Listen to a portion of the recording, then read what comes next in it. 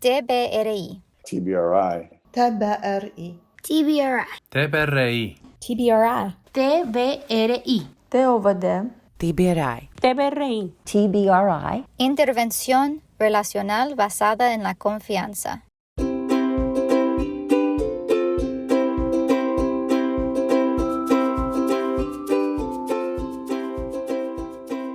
TBRI es una intervención basada en el apego e informada sobre el trauma que está diseñada para satisfacer las complejas necesidades de los niños vulnerables.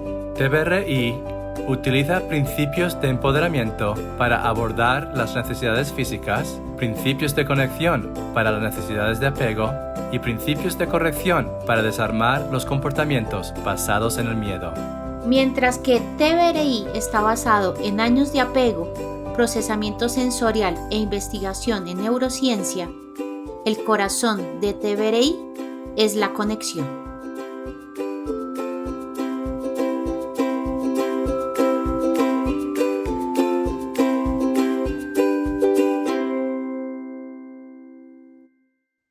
Hola y bienvenidos al podcast de TBRI. Estás escuchando la temporada 2, episodio 6. En este programa hablaremos sobre la intervención relacional basada en la confianza, o TBRI. Hablamos de diferentes elementos del modelo en sí y también de cómo se aplica TBRI en varios sistemas de atención y en la práctica. Hoy nuestra invitada es Alejandra de Valle, nuestra amiga de Colombia. Estoy con David Randa, nuestro amigo del último episodio, me va a estar acompañando en este podcast. Vamos a estar hablando con nuestra amiga Alejandra. Ella es psicóloga, como dije, vive en Colombia, pero este otro país va a contar seguro su historia y un poco de su viaje enseguida, pero quiero que le conozcan y su historia y nos va a estar contando sobre su experiencia, sus tips del apego y vamos a aprender mucho sobre el apego. Si no has escuchado el episodio 3 de la primera temporada, cuando hablamos del apego en general, deberían volver atrás para escuchar ese episodio antes y volver a escuchar con nosotros a este episodio. Hola Alejandra, hola David, ¿cómo están? Hola, Katie, hola David, hola a todos los que nos escuchan. Yo estoy muy bien, súper contenta de estar aquí y de poder compartir de este tema que pues me apasiona muchísimo. Muchas gracias por la invitación. Hola a todos, gracias por la invitación de tenerme aquí en este podcast y qué alegría de tener aquí hoy a Alejandra con nosotros y de oír sobre ese tema tan importante. Sí. Ale, cuéntanos un poco sobre ti misma y tu viaje de TBRI. ¿Dónde creciste? ¿Cómo encontraste el TBRI? ¿Cuándo te convertiste en profesional de TBRI? Bueno, hablar de uno siempre requiere que uno señale de dónde se va a agarrar, de qué momentos de la historia. Y quisiera como empezar con el hecho de que crecí en una familia en la que fui la hija mayor, fui la primera hija de esta familia, papá, mamá. Luego tuve a mi hermano, que también formó parte de esta familia. Si miro mi historia y miro mi infancia, seguramente todo tiene sentido a que ahora esté aquí hablando de este tema, a que esté trabajando con familias, a que esté trabajando con niños. Creo que en el transcurso de la entrevista iré contando un poquito más de eso, pero creo que de mi propia historia puedo identificar muchos momentos donde era necesario que yo creara mis propias estrategias para sobrevivir. Y yo lo noto en mi propia historia. Me genera gracia, pero en ese momento creo que fue bastante retador. Sin embargo, todo esto fue forjando el interés por la psicología, todo esto fue forjando el interés por conectarme, por sentirme parte, por buscar lo que quería. A los 16 años yo salí de mi casa para vivir en otra ciudad, en otra, digamos, ir a lo que sería mi universidad en ese momento. Y yo lo pienso ahorita y digo, 16 años es nada, es como, uno es un niño, pero en ese momento yo sentía que era como que estaba lista, preparada, que sabía del mundo. Realmente digo, oh, wow. Pudo haber salido de otra manera, menos mal no salió así, pero 16 años ya viviendo autonomía, en muchos sentidos todavía requiriendo cuidado, ¿no?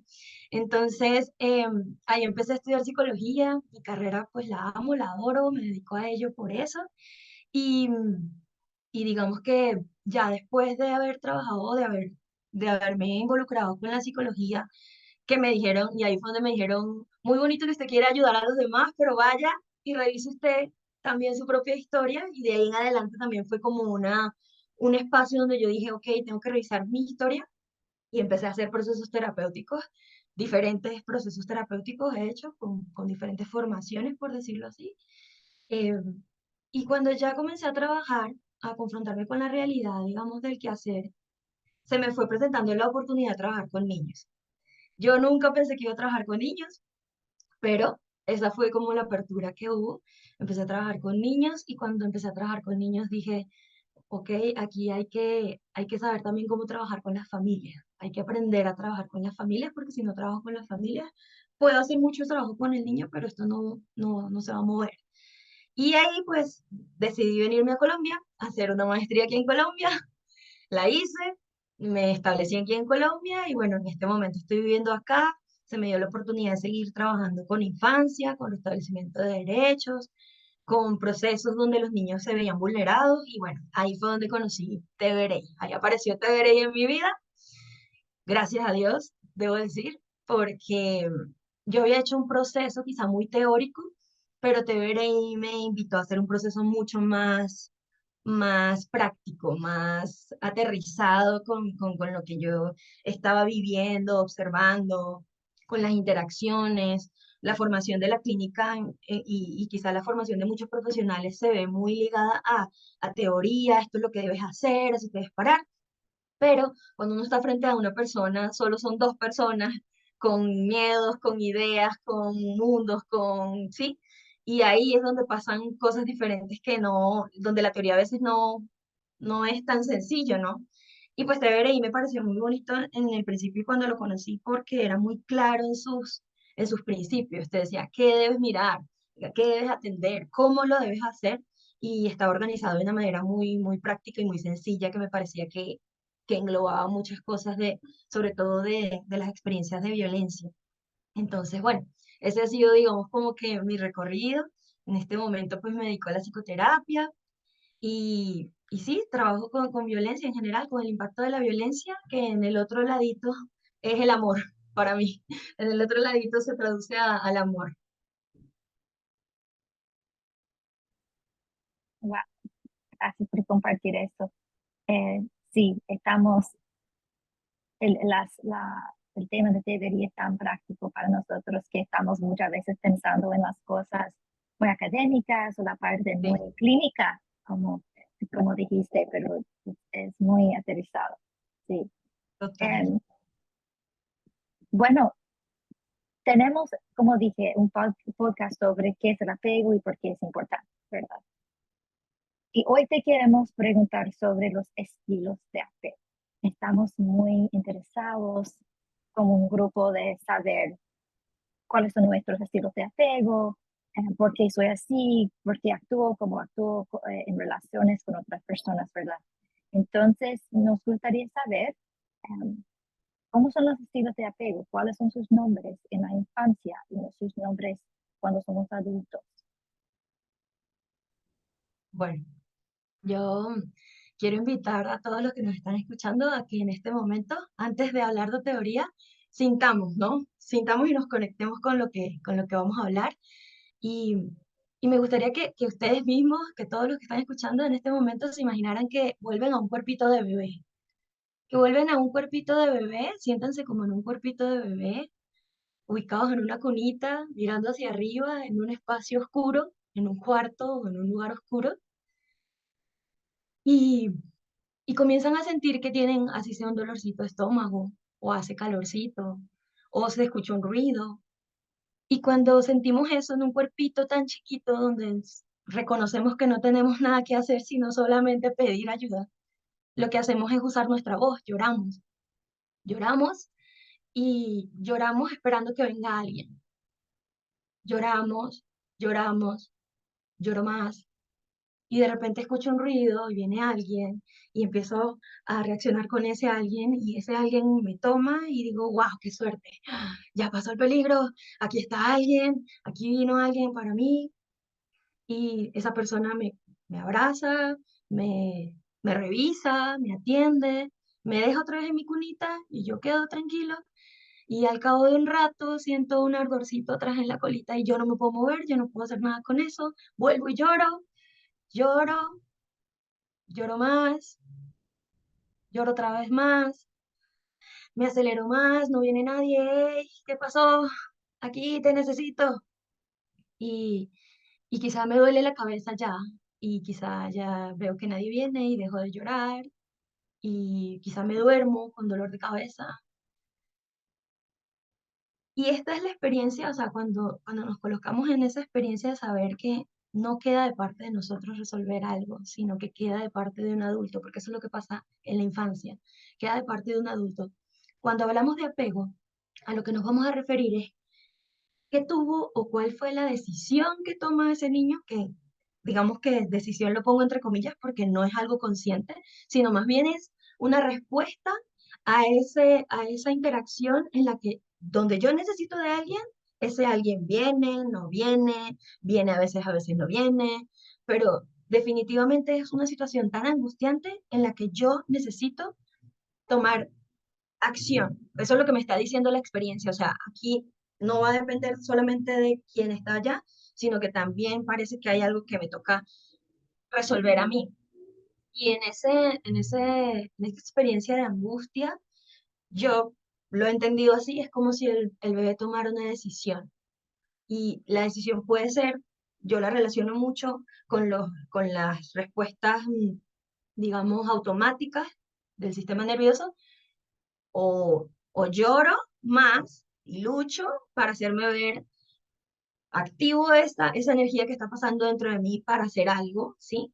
Me hago presente, lloro más de la cuenta, o decido, no, aquí no va a pasar nada afuera, mejor me hago cargo yo, mejor busco cómo lo resuelvo yo, mejor veo cómo recojo, como dicen aquí en Colombia, apaga y vámonos y yo resuelvo esto.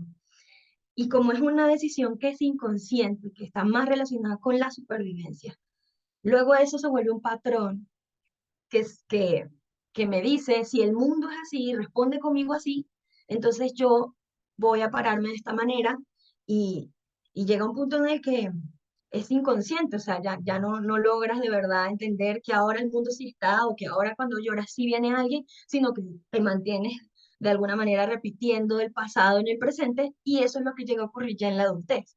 Estoy hablando de una experiencia para luego entonces determinar qué sería el apego como tal y qué sería el apego seguro y el apego inseguro. Si en ese momento en el que yo lloro, un cuidador es sensible a mis necesidades, pasan cosas maravillosas, ¿sí? Reconozco mi voz, existe, o sea, yo digo existo porque cuando lloro alguien viene, confío o empiezo a confiar en que mis necesidades van a ser atendidas tal cual, yo necesito algo y el mundo me lo da. ¿Eso qué quiere decir? Que el mundo es un lugar bueno al final. Y si el mundo es un lugar bueno, pues yo tengo permiso para salir a explorar y no me va a pasar nada malo si empiezo a jugarme en la vida, ¿no? Eso es lo maravilloso. Y sobre todo, creo que si yo no me tengo que desviar resolviendo yo lo que se supone en una relación ideal, me ayuda a resolver el adulto, yo empiezo a tener un desarrollo normal, donde los retos de mi edad se van dando porque pues yo no estoy desviando mi energía, ni estoy, digamos, como que metiéndole como toda la energía o saturando mi sistema nervioso para estarme protegiendo, como para estarme protegiendo del mundo. Entonces el apego se hace súper importante por esto, porque nos permite de verdad salir, relacionarnos, explorar, eh, permite muchas cosas. O sea, realmente estamos hablando de cómo yo entiendo que soy un ser humano en este plano y en este mundo, con todas las relaciones, porque mis padres en la infancia son mi mundo. Y luego eso es lo que entiendo que es el mundo en general. si los cuidadores no están ahí para atender las necesidades y pasa que lloro, lloro, lloro y a veces sí vienen y a veces no vienen, o a veces vienen pero están presentes pero no emocionalmente para mí, entonces yo comienzo a entender de alguna forma que tengo que hacerme cargo de algunas cosas. En el caso de lo que llamamos el apego inseguro, que es un patrón de respuesta ante la presencia intermitente de un cuidador o la ausencia de un cuidador o la planicie afectiva también de un cuidador. Entonces, prácticamente tengo como dos opciones, dos organizadas por lo menos, dos opciones. La primera es, aquí no viene nadie, aquí me toca a mí por mí, y eso es lo que llamamos entonces el apego evasivo. Es un bebé que, que en su respuesta comienza a hacerse cargo. Es un bebé que en su respuesta comienza a desarrollar mayor autonomía quizá de la que necesita. Y esto es algo bastante exigente para los niños, porque un niño necesita realmente de un adulto. Voy a poner esto más aterrizado porque quiero que se entienda bien. Hace poco estaba en interacción con una adolescente y esta es una adolescente que está presentando síntomas depresivos. Ella lo llama como el laberinto. Ella llama que esto es un laberinto porque empezó a dar vueltas hasta que se metió allá bien profundo. Y cuando empezamos a explorar esto, cuando ella habla de ese laberinto, lo que dice es prácticamente, ¿a quién le voy a decir? O sea, esto me toca a mí, ellos no se han dado cuenta, mira, mi mamá no se ha dado cuenta, o saben de esto y no les importa. Entonces, en el fondo, hay un mensaje que quizá los cuidadores puede que no se den cuenta y ojo con esto porque creo que ningún cuidador hace las cosas con intencionalidad, sino que también está demostrando prácticamente cómo aprendió a relacionarse con el mundo, incluido su hijo. Es una cuidadora o un cuidador en el caso de este niño, que no logra ser sensible con lo que siente. Por lo menos en el caso de esta mamá, de esta chica, la mamá empieza a decir, esto empieza a pasar desde pandemia, pero yo pensé que esto era de la edad, que esto iba a pasar rápido, ¿sí? Es una mamá que nota, pero no se acerca. Siente que de repente es ella la niña la que debe en algún momento superará esto o en algún momento lo resolverá, ¿sí? Y tiene el interés, no digo que no, porque obviamente esta mamá trae a su hija a terapia, pero también tiene una dificultad de entender qué es lo que pasa y de observar el cuerpo, la cara, cómo me he visto, qué me ha cambiado y entender eso como un signo de alarma y no solamente como algo de la edad, ¿no? Entonces, creo que ahí es un ejemplo claro por lo menos en lo que tiene que ver este apego evasivo en la infancia o en la niñez y aquí en la adolescencia. Por el otro lado, si hablamos de un apego ya ambivalente, nos vamos a dar cuenta de un niño o de una niña que siente la necesidad de hacerse cargo de ser vista, siente la necesidad de hacerse cargo de ser querida. Eh, Podríamos decirlo de alguna manera, yo lo relaciono mucho con esta sensación de no sé si vas a estar la próxima vez, entonces por si acaso lloro más y me hago presente y por si acaso quiero todo lo que me puedas dar, ¿sí? Y eso se ve, por ejemplo, en el video del bebé cuando viene la mamá y trata de consolarlo y aún así no se consuela. Incluso puede que sienta rabia, como que la echa a un lado, ¿no? Y esto se relaciona mucho con lo que pasa luego en la adultez, porque entonces en el apego ya ambivalente en la adultez lo que va a pasar es que entonces esta lucha se convierte en ira y esta ira comienza a ser algo con lo que yo me relaciono con el mundo. Ahí pasan muchas cosas, como por ejemplo solicitar, tener cuentas pendientes, es que esta persona hizo eso, relacionarme con el pasado, justo aquí en el presente, entonces cuando viene una persona a tratarme bien, no reacciono con lo que está pasando ahorita, sino que reacciono con lo que hiciste hace rato. Es verdad que hace rato no estuviste o hace días no estuviste y se me enmaraña, como quien dice, la relación que estoy teniendo con el ahora. Estoy dando como algunas breves como señales, pero también me gustaría conversarlo más con ustedes que están escuchando y que puedan también como hacer alguna dirección sobre qué les gustaría que profundizara más sobre estos temas del apego y sobre todo en estos dos estilos que acabo de mencionar. Gracias, Alejandra. Me encanta cómo has dicho que nuestra infancia, ¿no? Cuando ponernos en ese momento de cuando éramos bebés y como esa interrelación con nuestros cuidadores crea estos patrones para la vida, ¿no? Que va a afectar nuestras relaciones. Y lo acabas de mencionar un poquito cuando estás hablando del estilo de ambivalente, como ese patrón que ha sido creado. A mí me gusta decirlo que es un baile, ¿verdad? Que tenemos con nuestros cuidadores, cómo afecta nuestras relaciones. Pero me gustaría ir un poquito más. Has mencionado que en esta infancia has mencionado el apego seguro, has mencionado en tu conversación, también has mencionado evasivo y ambivalente como tres estilos de apego que han sido creados en nuestra infancia, ¿verdad? Por la interacción que hemos tenido con nuestro cuidador. Me gustaría quizás empezar con el apego seguro. ¿Cómo se ve en la infancia y cómo en realidad desde la infancia al ser un adulto, cómo afecta mis relaciones? Y yo cuando me refiero a relaciones, no solamente con nuestra pareja, con nuestra persona, nuestro esposo, esposa, novios, novias, la persona, pero cómo afecta nuestras relaciones en general con otros. ¿Cómo se ve este apego seguro? Cuando hablamos del apego seguro, si tú sientes que el mundo está ahí para ti, porque así fue como lo viviste, tú sabes que va a haber una respuesta de afuera, tú tienes voz y te atreves a pedir, te atreves a decir, te atreves a curiosear. O sea, en un niño va a ser un niño que si está en el colegio y tiene frío, lo dice.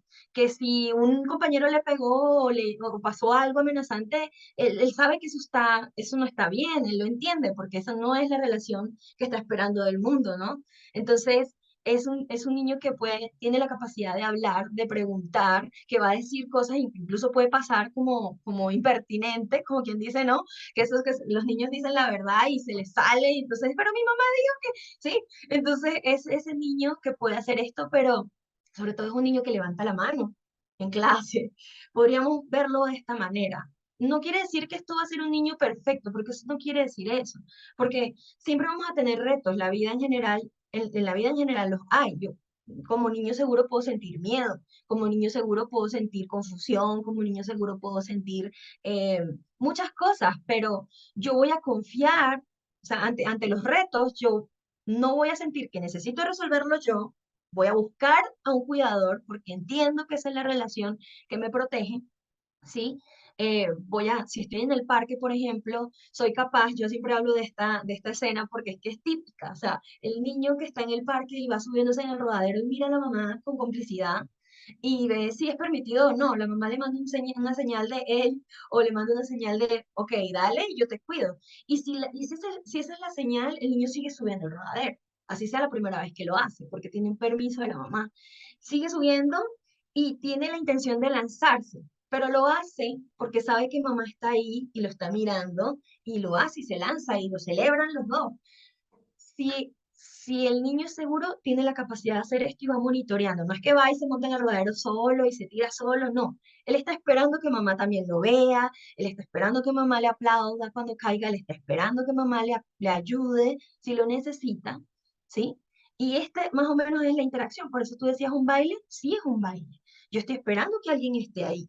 Yo sí estoy esperando que alguien esté ahí, no estoy asumiendo que me toca a mí hacerlo solo, ni estoy esperando me agrede, yo tenga que ver qué hacer con eso. Hay muchos chicos adolescentes que se la pasan muy mal porque sienten que en el colegio, por ejemplo, ante el bullying o ante lo que sea, no tienen quien los proteja. Entonces me toca a mí hacerme cargo de esto y si le digo a la profesora soy un soplón y si me defiendo yo solo puede que me ataquen. ¿Sí me entiendes? Es más o menos por ese lado donde va. Para mí, totalmente, el apego seguro está relacionado con la exploración, que esto es algo que no ocurre en el trauma, o esto es algo que se bloquea en el trauma. ¿Qué es explorar? Que si yo estoy en un entorno nuevo, yo curioseo, me atrevo. Y aquí voy a hablar de algo súper valioso que también tiene que ver con el trauma. Resulta que la misma vía de exploración o la misma vía donde yo siento la excitación que me dice, lo novedoso que me dice, uy, esto es nuevo, pero lo quiero explorar. Esa misma vía o ese mismo canal es el que se activa cuando yo estoy en una situación nueva, novedosa, pero no me he sentido protegida, y lo que siento al contrario es miedo que me paraliza. Es la misma, o sea, para salir a enfrentar los retos de la vida, se me va a activar la excitación. Es el mismo sistema, es el sistema autónomo. Pero si yo estoy eh, en una experiencia insegura con mis cuidadores, no, yo no voy a salir, yo no me voy a mover, yo no voy a accionar en el mundo, yo no voy a explorar igual. Eso, al contrario, me va a atacar tan fuertemente porque mi sistema lo va a relacionar con ¿qué? Con cuando tuve esa gran irritación y me tocó a mí resolverlo solo. Entonces, esa sensación o ese mensaje comienza a ser, más que una señal de salir al mundo, una señal de, hey, quédate aquí, no te muevas. O recurre a la estrategia que siempre has recurrido. Entonces, cuando estamos bajo trauma o cuando el apego no ha sido seguro, la relación que tenemos con lo nuevo o la relación que tenemos con los cambios o la relación que tenemos con lo que se mueve diferente o no es conocido para nosotros, en vez de invitarnos a explorar, nos dice, hey, ya va, démosle con calma o nos aleja. Y eso es una diferencia súper, súper importante.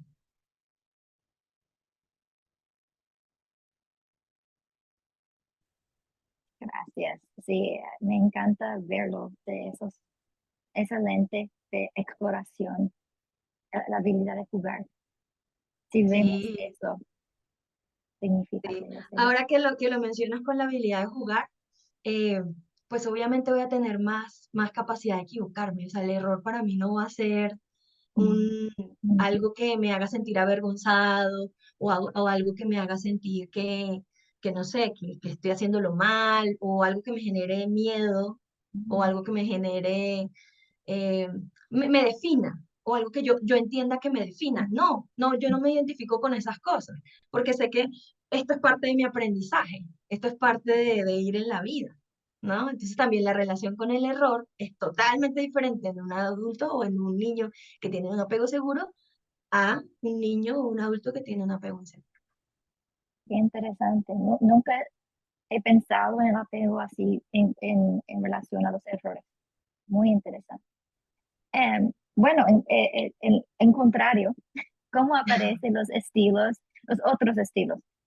Por ejemplo, empezamos con el evasivo en la niñez. ¿Cómo es en la infancia y cómo es en la adultez? Ese estilo evasivo, desdeñoso. Yo creo que puedo resumirlo y quiero ser clara con esto. Las palabras o las frases que yo uso son unas frases que no vienen con intencionalidad, sino que son más para entender conceptos, ¿no? ¿Por qué lo digo? Porque como he venido entendiéndolo con la experiencia, con personas, con chicos, lo que va pasando en el niño es una sensación de no debo molestar, no debo molestar. Y cuando voy a expresar mis necesidades, yo lo que entiendo de que alguien no venga o me atienda así como por encimita es, usted está molestando, esto, yo no tengo que hacerme cargo de esto. Entonces yo comienzo a entender como un niño evasivo que, que no es cómodo para mi cuidador hacer esto o no, ¿sí? Y siento el rechazo y tengo que anticiparme a eso, entonces digo, prefiero hacerme cargo yo lo resuelvo. Yo lo resuelvo, yo me hago cargo y excelente, o sea, son niños que resuelven y se hacen cargo, literal, o sea, no quiere decir con esto que no estén viviendo la angustia de tener que resolver las cosas por su cuenta. Sí la viven, solo que pareciera que no mando el mensaje. Por eso hablaba también los diagnósticos tienen mucha relación con el estilo de apego, por cómo lo voy entendiendo. Porque no querer hablar de esto y meterme en mi mundito y en mi conchita es muy del estilo evasivo. ¿Sí? Si yo no hablo de lo que siento y si la gente no se da cuenta, entonces esto es mío. Y ahí viene el cutting, ahí entra la depresión, ahí entran ciertas manifestaciones. Entonces, eh, si yo decido no quiero molestar, luego eso se transforma en no me molesten. Si yo decido no voy a molestar, yo luego transformo eso en no me molesten. La gente debería hacer las cosas por su propia cuenta. A mí no me deben de pedir nada. Vayan y resuelvan ustedes, ¿sí? ¿Por qué la gente es tan dependiente? ¿Y por qué no lo hacen por su cuenta? Y empiezo a juzgar luego, ¿no? Entonces, porque yo lo viví así, entonces, ¿por qué los demás no lo vivirían así? Y si yo lo pude hacer a tal edad, pues también los demás deberían poder hacer. Eh, Voy a decir algo que va a causar risa si ustedes lo han escuchado, pero bueno, en la adultez eso suena muy a las mujeres no lloran, las mujeres facturan.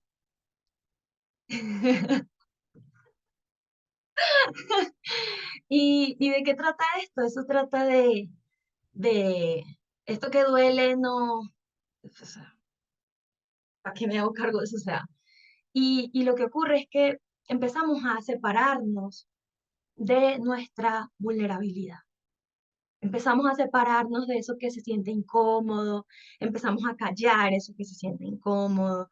Y realmente el camino para el trauma es la disociación, es la separación.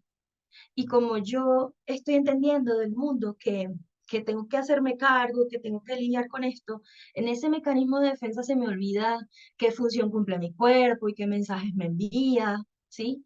En ese mecanismo de defensa empiezo a callar sus mensajes o a sentir que esto es una molestia para los planes que tiene mi mente, que está anticipando la supervivencia, ¿no? Y en este, en este, en esta relación con la vida, si mis padres no saben sostenerme o no me ayudan a sostenerme, yo creo una mente que me sostiene. Yo creo un yo, empiezo a crear una identidad de una persona que vive así la vida, que hace así las cosas, y, y esto se convierte en una estructura defensiva. Entonces yo no puedo llorar, yo no voy a darle lugar a esto, o esto no es algo que sea muy importante. No porque no lo sea, sino porque pues si me enseñaron que no lo era, yo por qué le iba a dar la importancia o por qué le iba a dar el lugar a esto. Sí, entendí que no había lugar para eso, entonces pues yo meto por allá en el baulito de las cosas estas, esto que me está movilizando. Y, y pues un adulto que no sabe qué hacer con sus emociones, no sabe cómo interpretar las emociones de otros. Por eso a un adulto Mm, de apego evasivo le cuesta leer los llamados de ayuda del niño. No porque no quiera, es porque no lo entiende. ¿Sí? Entonces esta niña que venía comentando, que no dice nada y lleva hace rato luchando con sus síntomas, hasta que no le solicita a la mamá, creo que sería buena idea hablar con un psicólogo, la mamá no le pasa por la cabeza llevarla a un psicólogo, ni tampoco entiende que hay algo mal que está pasando, ¿sí? Entonces, hay una experiencia que yo viví en alguna ocasión, cuando, o sea, digamos que, bueno, la traigo a colación, creo que ustedes entenderán por qué. En alguna ocasión hice terapia de grupo y me acuerdo que estábamos todos alrededor y estaba un compañero hablando sobre una situación, yo no recuerdo ahorita qué era, pero sí recuerdo que era una situación que era dolorosa. Era algo de su experiencia de infancia, algo doloroso que él había vivido. Pero cuando él lo contaba como con la voz temblorosa y con un poco de risa. Pero él siempre hablaba así. Yo no me había dado cuenta del contenido versus lo que él comentó, o sea, la experiencia y la expresión que él usaba. Pero la terapeuta en ese momento le dijo, oye, tú te das cuenta que eso que estás contando es muy triste y te estás riendo, le dijo ella. Y en ese momento que ella dijo eso, él como que entendió qué es esto, o sea, entendió la discrepancia entre su experiencia y lo que estaba narrando y lo que estaba demostrando en ese momento. Y ahí rompió en llanto. Creo que todos nos tocamos muchísimo en ese momento porque es verdad, estaba hablando de algo duro, pero se estaba riendo. Y esta es una de las cosas que puede suceder. Mm, Nos alejamos un poco y esto es lo que pasa también en terapia y esto es lo que pasa también en relación, que el otro nos permite volver a conectar con la respuesta esperada o sensible que en el mundo deberíamos recibir cuando sentimos ciertas cosas, ¿no? No desde la defensa o desde el yo tengo que pararme de esta posición o no puedo dejar que.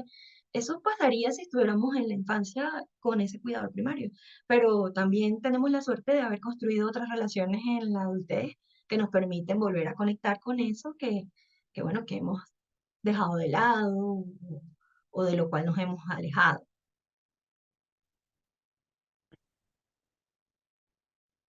Sí, pues estás hablando, Aleja. Yo me estaba relacionando a lo que has compartido de sí, bueno, me estaba pensando yo sí, yo siempre he sido una persona muy cerrada con mis emociones. He sido una persona que no, a mí déjame en paz. Yo sé lo que tengo que hacer, tú deberías saber lo que tienes que hacer, ¿verdad? Lo que estaba pensando, Exacto.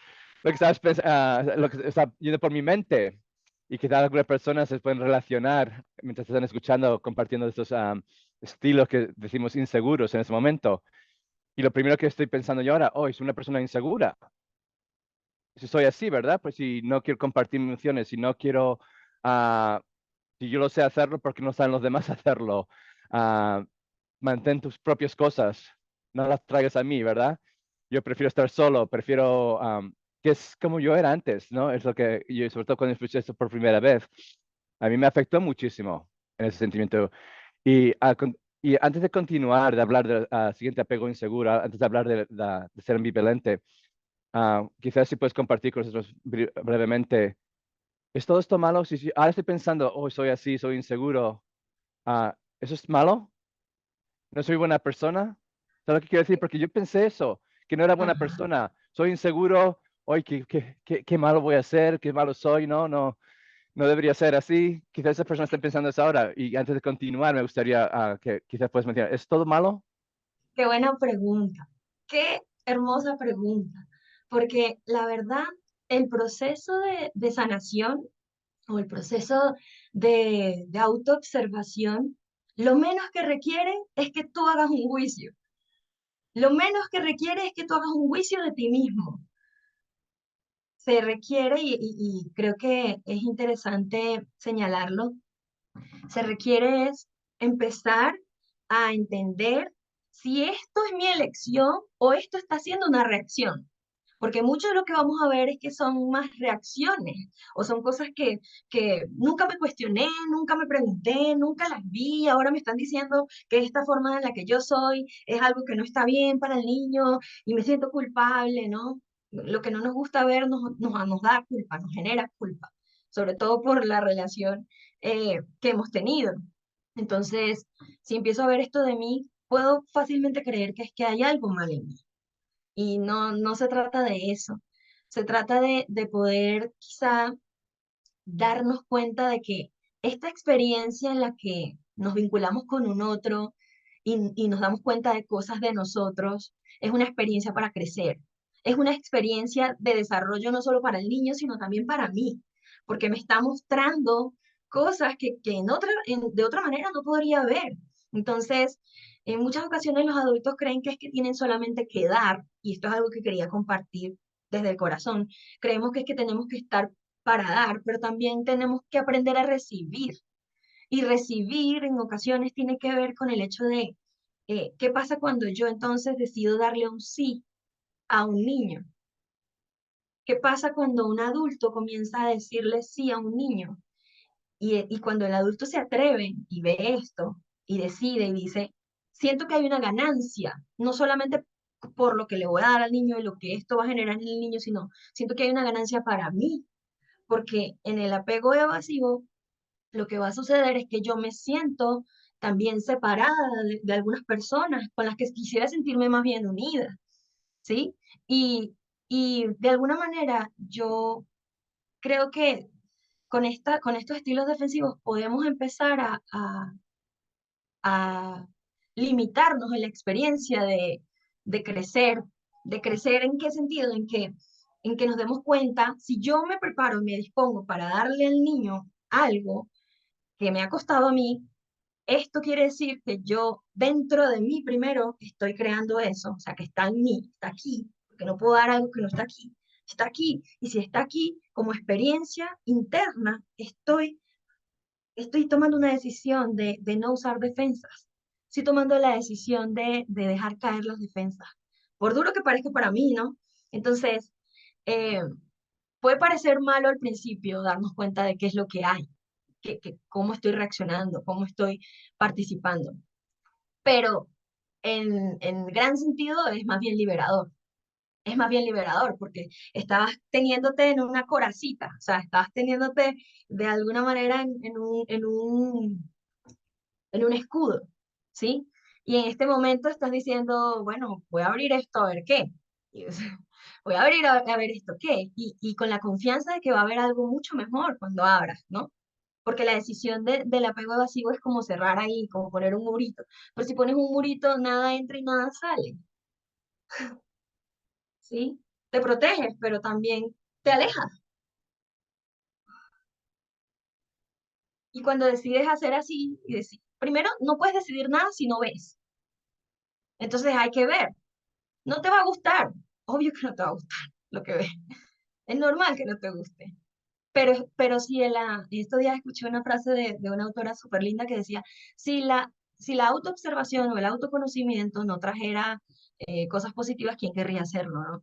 Entonces, si no trajera experiencias mejores que lo que estás eligiendo hoy, ¿quién querría hacerlo? Nadie. Entonces, la autoobservación solo, el paso más difícil es ese, créanme, observar. Ya de ahí para adelante todo lo demás es más sencillo. Esa es la parte más difícil, observar y atravesar. Por eso, una de las recomendaciones es ser sincero. Y ser sincero no es ir a explorar toda tu historia, que te cuente tu papá, que te cuente tu mamá. Es una vía, pero con solo darnos cuenta qué está pasando aquí hoy con quien tengo al frente, yo ya sabría más o menos qué pudo haber pasado en mi infancia. Solo por mis reacciones. Entonces, eso también es ser sincero. Gracias. Me siento un poquito mejor de poder dar ese primer paso, ¿verdad? De tener esa realización. No, porque sí, hablando de eso, es un tema fuerte, ¿no? Es un tema que nos hace reflexionar, ¿no? Y que nos hace pensar de, oh, ¿por qué soy así? Y a mí yo lo encuentro muy interesante. Me gustaría hablar un poquito más, sé que ya has mencionado ambivalente, pero me gustaría quizás, si puedes hablar un poquito más detalle Sí, de la infancia al adulto, Sí. en ese estilo de apego. Solo voy a agregar una cosa, una Sí, última, claro. sobre este tema, y es que si yo siento culpa, porque yo sé que esto pueden escucharlo muchas personas y empezar a cuestionarse, esa es la idea, ¿no? Si yo siento culpa con respecto a qué hice en modo supervivencia, estoy haciendo más de lo mismo, que es hacerme cargo.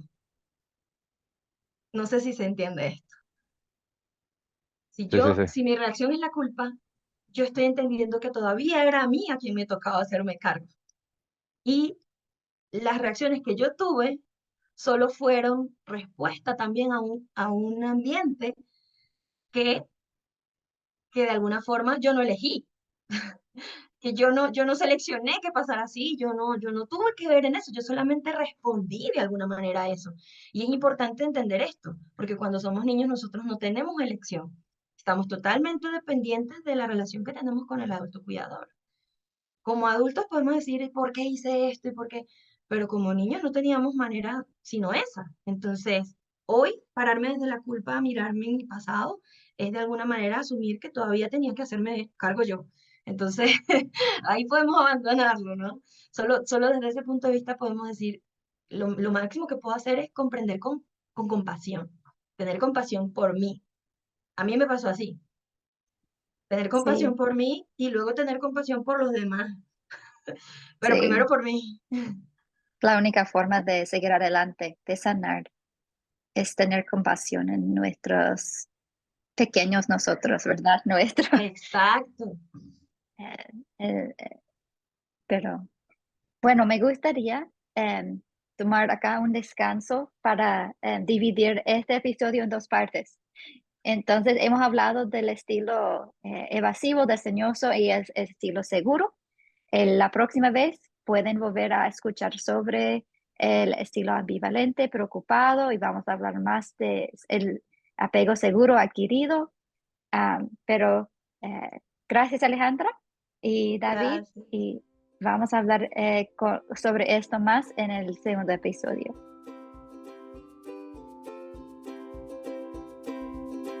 El podcast de TVRI es producido por el Instituto de Desarrollo Infantil Karin Purvis en TCU.